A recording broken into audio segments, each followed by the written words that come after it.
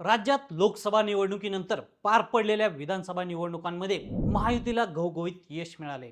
विशेष म्हणजे एकेकाळी शरद पवार यांच्या राष्ट्रवादीचा बालेकिल्ला असलेल्या अहिल्यानगर जिल्ह्यात अजितदादांच्या शिलेदारांनी विजयाचा गुलाल उधळलाय, तर भाजपचं कमळ देखील या ठिकाणी फुललंय। त्यामुळे महाविकास आघाडीला धक्का देत महायुतीनं विजयाला गवसणी घातली।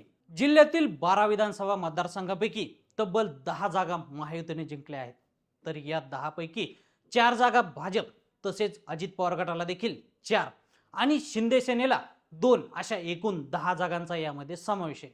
तर महाविकास आघाडीला फक्त 2 जागांवर यश मिळवता आले। यामध्ये कर्जत जामखेड आणि श्रीरामपूर मतदारसंघाचा समावेश आहे। निकालानंतर आता जिल्ह्यात चर्चा रंगली, ती म्हणजे नगर जिल्ह्यात कोणत्या आमदाराच्या गळ्यात मंत्रिपदाची माळ पडणार। यामध्येच आता काही नावं समोर आली आहेत। यामध्ये प्रामुख्याने एक नाव फिक्स आहे, ते म्हणजे या निवडणुकीमधील किंगमेकर राधाकृष्ण विखे पाटील यांचं। मात्र महाविकास आघाडीच्या सरकारमध्ये नगर जिल्ह्याला 3 मंत्रिपदं मिळाली होती। त्यात काँग्रेसचे ज्येष्ठ नेते बाळासाहेब थोरात, शंकरराव गडाख, प्राजक्त तनपुरे या तिघांना मंत्रिपदं मिळाली होती। पण या निवडणुकीत तिघांनाही पराभवाचा सामना करावा लागलाय। तर महायुतीचं सरकार आल्यानंतर फक्त राधाकृष्ण विखे यांनाच मंत्रिपद मिळालं होतं। त्यामुळे आता कोणाकोणाच्या गळ्यात मंत्रिपदाची माळ पडणार हे पाहावं लागणार आहे। राज्यात विधानसभा निवडणुकीचा निकाल जाहीर झाल्यानंतर आता राज्यातील जनतेला वेध लागले आहे की राज्याचा मुख्यमंत्री कोण होणार आणि कोणाच्या गळ्यात मंत्रिपदाची माळ पडणार। या बाबतीत नवनिर्वाचित आमदारांसोबतच आता मतदारांना देखील उत्सुकता लागून राहिलेली आहे। दरम्यान यंदाच्या निवडणुकीमध्ये जिल्ह्यात महायुतीला मिळालेलं यश पाहता अहिल्यानगरला यावेळी मंत्रिपद नक्कीच मिळणार हे निश्चित असल्याचं बोललं जाते। पण ते कोणाला मिळणार याकडे संपूर्ण जिल्ह्याचं लक्ष लागून आहे।